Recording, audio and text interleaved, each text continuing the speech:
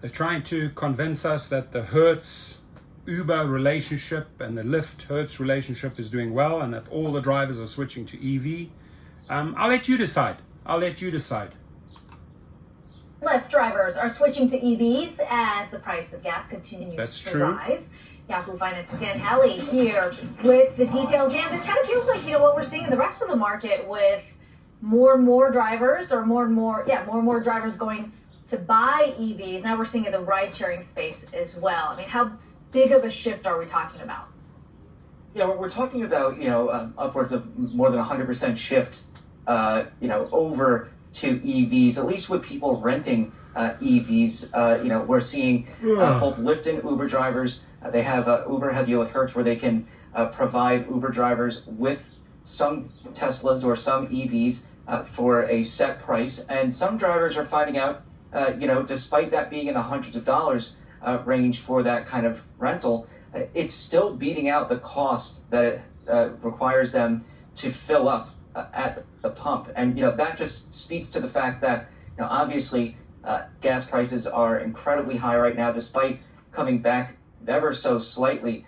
Depending on where you are in the country, it really can just be too much for the average driver. And taking that leap to go and rent a Tesla or go and purchase an EV is really the only solution for a number of these drivers. And so, it's not just the rentals, though, and it's not just the fact that Teslas are, yes, there's the Model 3 that's supposed to be for everybody, still rather expensive, though.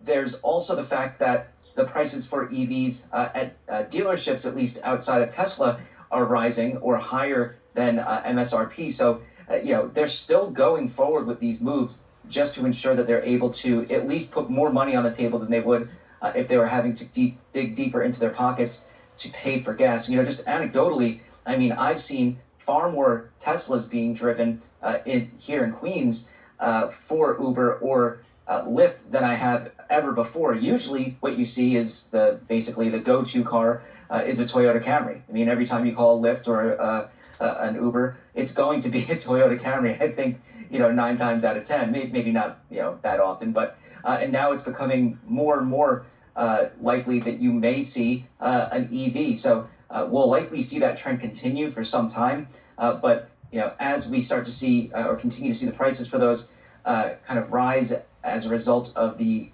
problems that we've seen in supply chain with vehicles getting to shores, there's got to be a point where Tesla drivers or Uber and Lyft drivers rather kind of hit a wall and say, the price is too much for gas, the price is too much for an EV. Where am I supposed to go now? Dan, I guess as a follow-up here, are there incentives? Because I would imagine that, maybe Uber and Lyft would want people to be taking EVs when they do ride. Of course, they don't always have a choice in what vehicle they ride in. It's the closest available. But is Uber and Lyft offering details on this? Are they trying to push drivers to go greener? Because regardless of the gas price, there's environmental... Let's get this straight. They cut the incentives. Yeah, Uber can offer drivers $1 more for each ride. Not true. When they use an Not EV. true. Both of these companies are trying to make sure that their entire fleets of vehicles are electric Took it away. In the coming decade.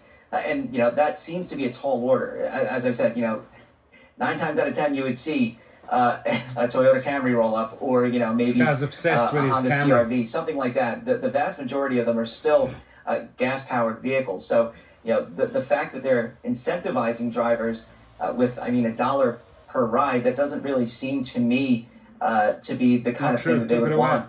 At least that would get people to move over to EVs. I think really the thing that's doing it now, obviously, is the gas prices. Those may come down, though.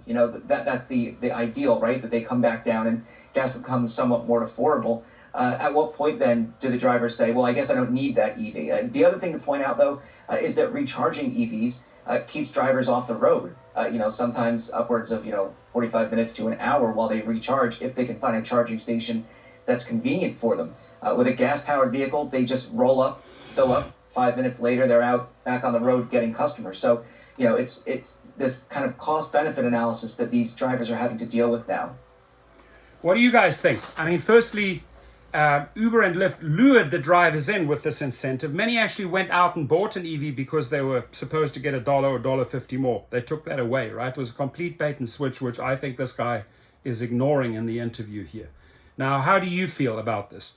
So, there's certainly a big marketing hype between Uber, Hertz, and Tesla when they announced this.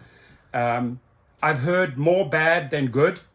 And that is, that 330 actually turns out to be about $520 for the car per week.